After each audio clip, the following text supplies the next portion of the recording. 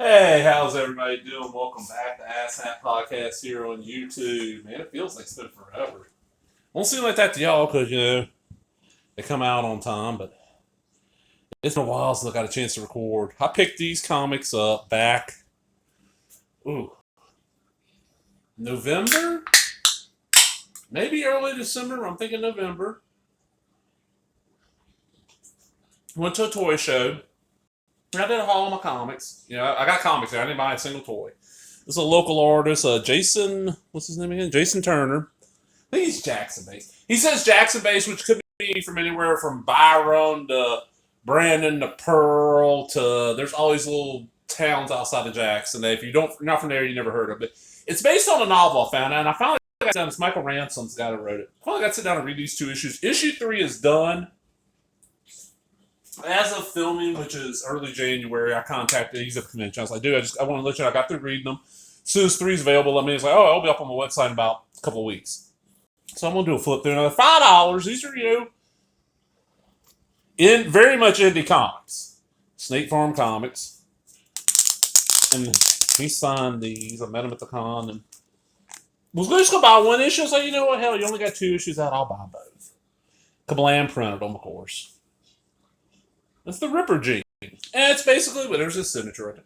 And basically what it is that this guy that works for the feds, if I'm remembering right, has discovered that there's a certain gene that shows when people end up being serial killers. And he's tracking shit down. And it's like from New Orleans to Mississippi. This is Crossroads, 1991 Mississippi. And this is when him and his best friend are out trick-or-treating.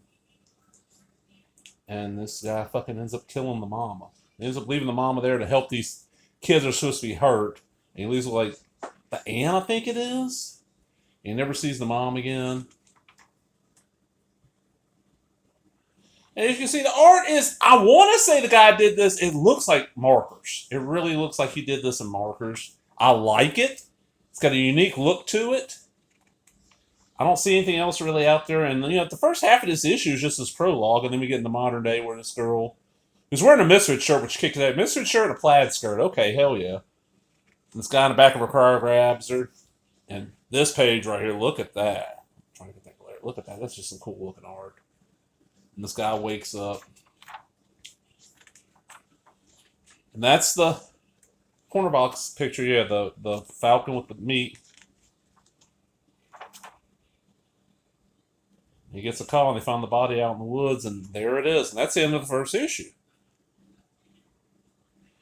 Dr. Lucas Madden is a neuroscientist turned FBI profiler who discovered a pattern in the DNA of the world's most famous serial killers, but he must confront his painful past when a psychotic killer terrorizes the same Mississippi country tribe as his mother's unsolved murder more than 20 years earlier.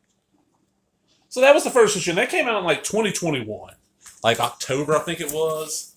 The second issue came out in June of 2022. And issue 3 will be out early 2023. So it looks like they're getting about one issue out of here. This guy works another job, I'm sure. I think he's a musician, too. He does art, so I love supporting local comics, local indie books, and this is just one that caught my eye. And I'm enjoying it enough that I want to, it says it's going to be 6 issues if it ever gets finished, which would be cool. And I got both the covers I got are done by Jason Turner. There's his signature there. Virginia issue 2. And they got their variant covers. I mean, if you're into that kind of stuff, they got that. Jason Turner Art, JasonTurnerArt.com or SnakeFarmComics.com. And they got a logo now.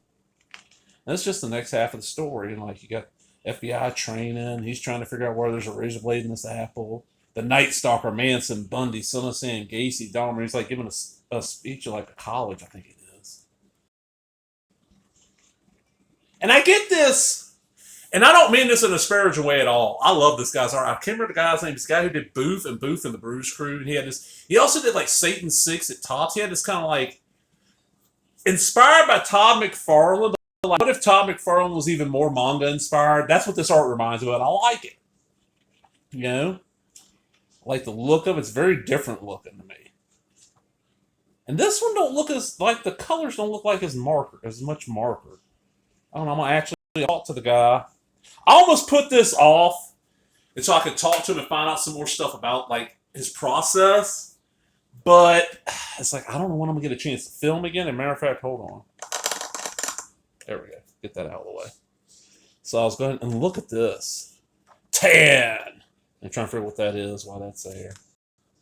And you're getting like 22 pages of comic in each one of these. I mean, these are from Lamb Comics, but they're full-length comics.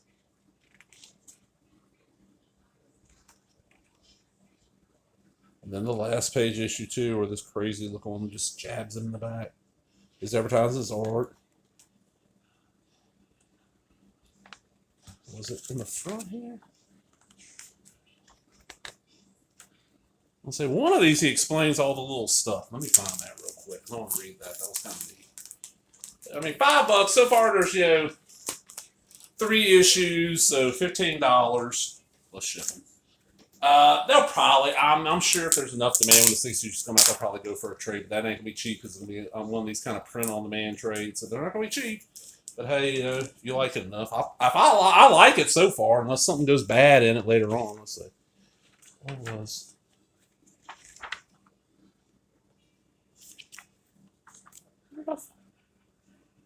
Maybe that was on the web. That was on the website. Okay, yeah.